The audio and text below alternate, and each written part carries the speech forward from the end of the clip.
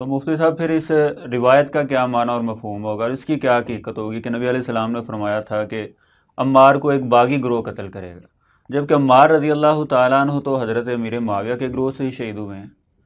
یہ آپ کو کسی نے کہہ دیا کہ حضرت امیر معاویہ کے گروہ سے شہید ہوئے ہیں؟ اس روایت کو ذرا توجہ سے پڑھیں۔ اچھا۔ وَيْحَ عَمَّارَ تَقْتُلُكَ الْفِئَةُ الْبَاغِيَةُ، عمار کو ایک باغی گروہ قتل کرے گا۔ اچھا۔ تَدْعُوهُمْ إِلَى الْجَنَّةِ وَيَدْعُونَكَ إِلَى النَّارِ، عمار تو ان کو جنت کی طرف بلائے گا اور وہ تجھ کو جہنم۔ تو یہ حدیث آپ اس گروہ پر فٹ کر رہے ہیں۔ ذرا توجہ رکھیں، ذرا ہوش کریں کہ کیا حضرت معاویہ رضی اللہ عنہ اور ان کا سارا گروہ جو تھا وہ جہنم کی طرف بلانے والا تھا؟ نہیں۔ کیا حضرت معاویہ رضی اللہ عنہ اور ان کا سارا گروہ کیا وہ جہنم کی طرف بلانے والا تھا؟ جہنم کی طرف بلانے والا نہیں۔ اس کا مطلب یہ ہے کہ اس روایت سے مراد یہ پورا گروہ نہیں ہے۔ ہاں، اس کی حقیقت میں آپ کو سمجھا دیتا ہوں۔ پہلے ترجمے پر غور کریں اور پھر مختلف زاویوں سے یہ بات میں آپ کے سامنے رکھوں گا۔ پہلی بات یہ ہے کہ نبی علیہ الصلوۃ والسلام نے یہ نہیں فرمایا کہ عمار کو جو گروہ قتل کرے گا وہ باغی بن جائے گا، یہ نہیں فرمایا۔ کیا فرمایا؟ جو باغی ہوگا وہ قتل کرے گا۔ ٹھیک ہے۔ ان دونوں باتوں میں فرق ہے۔ یعنی باغی پہلے گئے تھے، پہلے باغی ہوگا، بعد میں قاتل ہوگا۔ یہ حدیث ہے، یہ حدیث میں ہے کہ وَيْحَ عَمَّارَ تَقْتُلُكَ الْفِئَةُ الْبَاغِيَةُ یا تَقْتُلُهُ الْفِئَةُ الْبَاغِيَةُ، دونوں طرح کے الفاظ ہیں کہ عمار کو ایک باغی گروہ قتل کرے گا، جو پہلے باغی ہوگا اور بعد میں وہ قاتل ہوگا۔ اب پہلے باغی کی تلاش کریں۔ باغی کی تعریف آپ نے سمجھ لی کہ جو خلیفہ وقت کی خلافت کا انکار کرے اور اس کے خلاف خروج کرے۔ اب خلیفہ وقت کی خلافت کا انکار کس نے کیا اور خروج کس نے کیا، وہ آپ کو یاد ہونا چاہیے، مالک اشتر نخعی، اچھا، عبداللہ بن سبا یہودی منافق، اور ان کے رفقا نے ایک خلیفہ وقت حضرت عثمان رضی اللہ عنہ کی خلافت کا انکار کیا۔ یہ عبداللہ بن سبا تو بعد میں نہیں آیا حضرت عثمان کے؟ حضرت عثمان کے بعد کب آیا ہے؟ مرزا صاحب اکثر بتاتے ہوتے ہیں کہ اصل میں جی مرزا صاحب نے ہر الٹا کام کرنا ثواب سمجھا ہوا ہے۔ تو مرزا صاحب نے یہ بہت بڑا جھوٹ بولا تھا، اور یہ میں نے اپنے ریسرچ پیپر میں اس کی پوری تفصیل بھی بتائی ہے کہ عبداللہ بن سبا یہودی تھا، منافق تھا، رافضی تھا، اور یہ ان گروہوں میں شامل تھا۔ اچھا۔ تو یہ مرزا صاحب اس کو بچانے کی بھرپور کوشش کرتے ہیں۔ تو عبداللہ بن سبا، مالک اشتر نخعی اور ان کے سارے رفقا نے حضرت عثمان رضی اللہ عنہ کی خلافت کا انکار بھی کیا اور ان کے خلاف خروج بھی کیا۔ یہ بن گیا باغی گروہ، اور اسی باغی گروہ نے بعد میں حضرت عمار بن یاسر رضی اللہ عنہ کو کیا کیا؟ شہید کیا۔ اور انہی کے بارے میں ہے تدعوہم الی الجنہ ویدعونک الی النار۔ نہیں تو یہ مالک اشتر تو حضرت علی رضی اللہ تعالیٰ عنہ کے گروہ میں تھا نا؟ ہاں جی، تو کیا ہوا؟ تو عمار رضی اللہ تعالیٰ عنہ تو دوسرے گروہ سے قتل ہو گیا نا؟ ہاں، اس کے بہت سارے دلائل بھی ملتے ہیں مسند احمد وغیرہ میں۔ جی وہ دلائل میں آپ کے سن لیتا ہوں، پہلی آپ کی بات کا جواب دیتا ہوں کہ حضرت علی رضی اللہ عنہ کے گروہ میں مالک اشتر نخعی ہے، تو انہوں نے اپنے گروہ کے ساتھی کو کیسے شہید کر دی؟ یہی سوال ہے نا آپ کا؟ ہاں جی۔ آپ اگر ان کی پچھلی ہسٹری دیکھیں تو آپ کو یہ پریشانی نہیں ہوگی۔ پچھلی ہسٹری کیا ہے؟ یہ جنگ صفین کی بات ہے نا۔ حضرت عمار بن یاسر رضی اللہ عنہ کس جنگ میں شہید ہوئے؟ جنگ صفین میں۔ اس جنگ سے پہلے ایک جنگ ہو چکی تھی جس کا نام تھا جنگ جمل۔ البدایہ والنہایہ میں یہ بات موجود ہے کہ جب حضرت طلحہ رضی اللہ عنہ، حضرت زبیر رضی اللہ عنہ اور اما جان عائشہ رضی اللہ عنہ جب وہ آئیں تو اس وقت حضرت علی رضی اللہ عنہ کے ساتھ پھر ان کے آپس میں مکالمے ہوئے اور ایک دوسرے کی طرف پیغامات گئے۔ مختصراً یہ ہے کہ آخر میں طے ہو گیا کہ صبح صلح کا اعلان کیا جائے گا، اور حضرت علی رضی نے فرمایا کہ میں جاؤں گا ان کے پاس، اور میرے ساتھ قاتلین عثمان میں سے کوئی نہیں جائے گا۔ اچھا۔ یہ جملہ ہے، یہ لفظ آپ پڑھ رہے ہیں. اپنے لوگوں میں حضرت علی نے یہ اعلان کیا. حضرت علی رضی اللہ عنہ نے اپنے لوگوں میں اعلان کیا کہ میرے ساتھ قاتلین عثمان میں سے کوئی نہیں جائے گا. کیا مطلب؟ اس وقت ان کے گروہ میں قاتلین عثمان موجود تھے. ٹھیک ہے.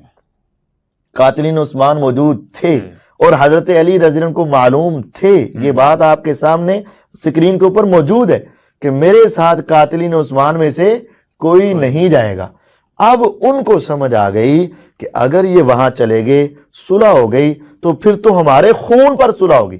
اور یہ بات بھی آپ سکرین کے اوپر دیکھ رہے ہیں کہ مالک اشتر نخی نے کہا کہ اگر صلح ہو گئی تو ہمارے خون پر صلح ہوگی. مطلب اگر ان مسلمانوں کی صلح ہوگی تو پھر ہمارا کچھ نہیں بچے گا.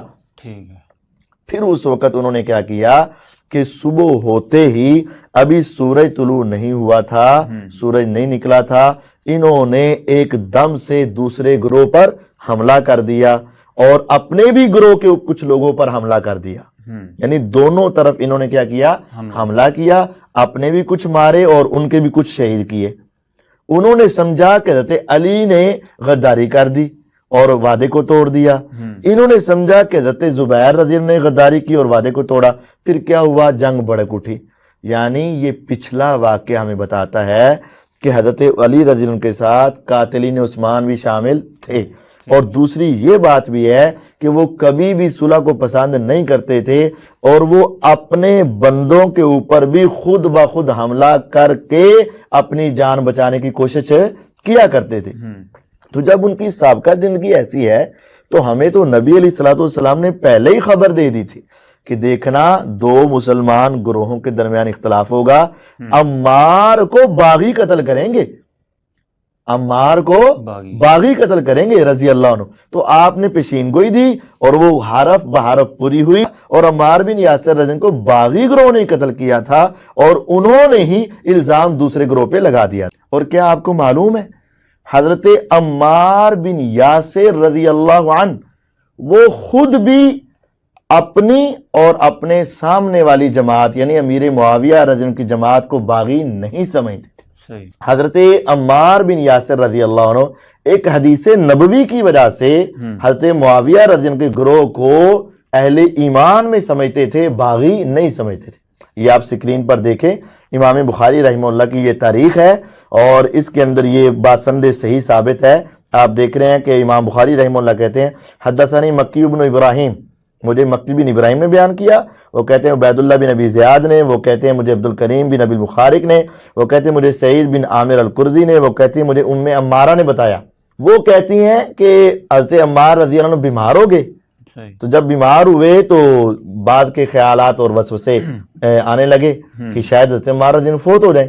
تو عمار رضی اللہ تعالیٰ نے کہا لا اموت فی مرضی، میں اپنی اس بیماری میں فوت نہیں ہوں گا. کیوں؟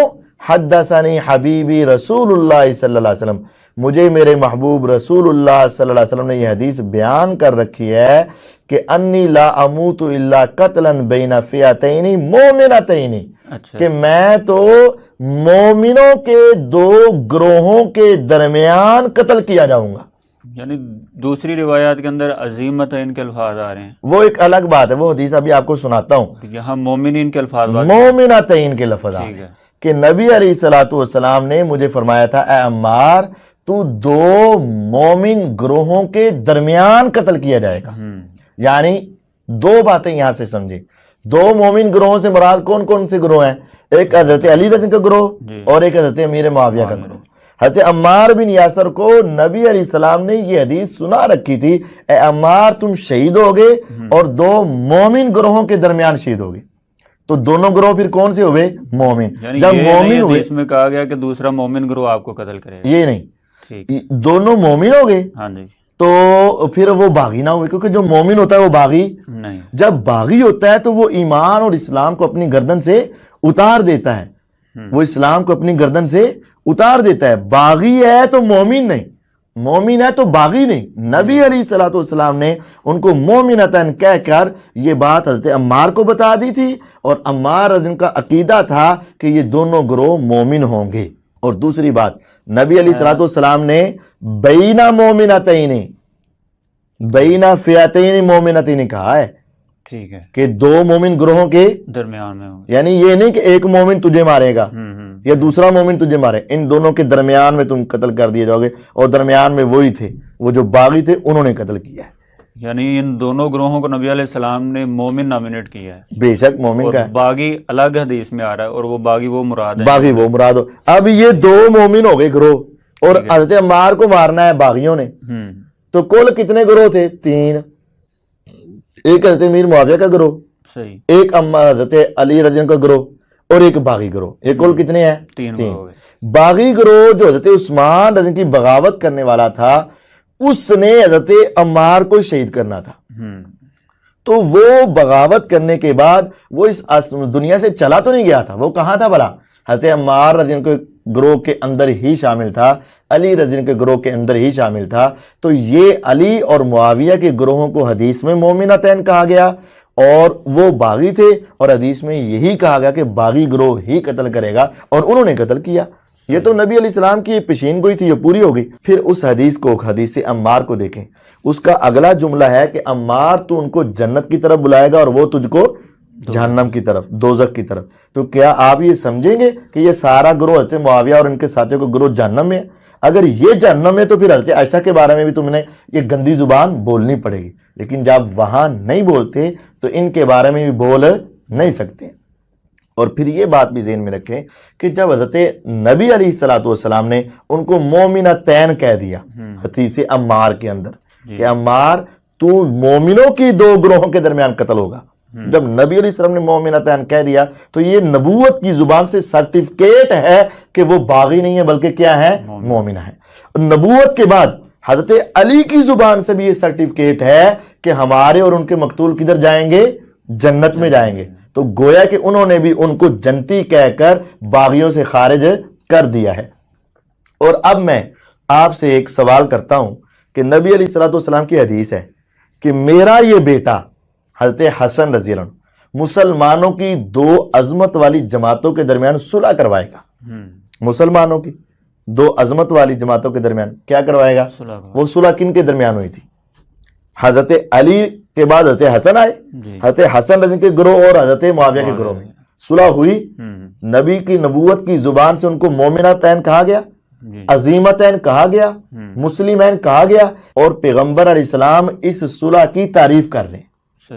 اس صلح کی کیا کر رہے ہیں؟ تعریف کر رہے ہیں۔ اگر ایک باغی ہو، جہنم کی طرف بلانے والا ہو، اور وہ بڑا گمراہ ہو، اسلام سے وہ نکل چکا ہو، تو کیا اس کو مسلمان کہہ کے عظمت والا کہنا جائز ہے؟ نہیں۔ اور کیا ان کے ساتھ صلح کرنا یہ جائز ہے؟ اور پھر یہ بات سمجھیں کہ حضرت حسن رضی اللہ عنہ نے پوری امت مسلمہ کی خلافت اور پوری امت مسلمہ کو ان کے ہاتھ پر بیعت کرنے کا کہا نا، ان کے ساتھ صلح کر کے ان کے ہاتھ پر بیعت کروائی۔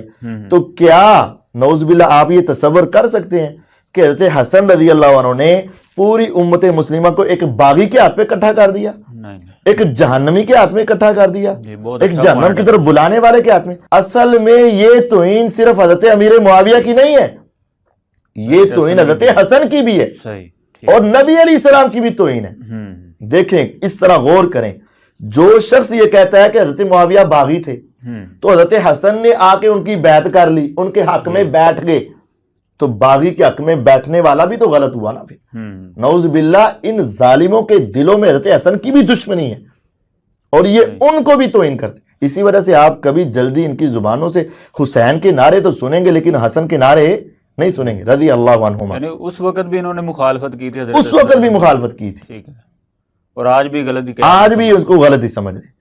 اور بعض لوگ یہ بھی سمجھتے ہیں انہوں نے کچھ شرائط شروط طے کی تھیں اور پھر وہ پوری نہیں ہوئی تھی۔ یہ ایک الگ مضمون ہے، میں بتاؤں گا کہ یہ دنیا میں کتنا بڑا جھوٹ بولا جاتا ہے، اور مرزا صاحب نے بڑے بلنڈر چھوڑے ہوئے ہیں یہاں، شرائط والے بھی۔ یہ شرائط والا بھی جھوٹ ہے، اس کی پوری تفصیل انشاءاللہ الگ کے کلپ کے اندر ہم ریکارڈ کروائیں گے۔ تو یہ دیکھیں کہ نبی علیہ السلام ان کو اہل ایمان میں شامل کر رہے ہیں، اہل اسلام میں شامل کر رہے ہیں، علی رضی اللہ عنہ ان کو جنتی سمجھ رہے ہیں، نبی علیہ السلام نے ان کو جنت کی ضمانتیں دی ہوئی ہیں۔ یہ کیسے باغی بن سکتے ہیں؟ صرف سمجھنے کی ضرورت ہے، چونکہ وہ حضرت عثمان کے جو قاتل تھے وہ ان کو اچھے لگتے ہیں، اس وجہ سے یہ ان کی بغاوت پہ پردہ ڈال کے ان کو باغی بنانے کی کوشش کرتے ہیں، بس اور کچھ نہیں۔ تو یہ ذہن میں رکھیں کہ امیر معاویہ رضی اللہ عنہ وہ بھی حق پر تھے، حضرت علی رضی اللہ عنہ بھی حق پر تھے، لیکن علی زیادہ حق پر تھے اور وہ کم حق پر تھے۔ باغی ان میں سے کوئی نہیں تھا، دونوں ہی جنتی گروہ ہیں۔ باغی وہی گروہ تھا جس نے حضرت عثمان کو قتل کیا اور شہید کیا، اور پھر وہ اس گروہ میں شامل ہوئے اور انہوں نے ہی حضرت عمار کو شہید کیا، اور یہی باغی تھے۔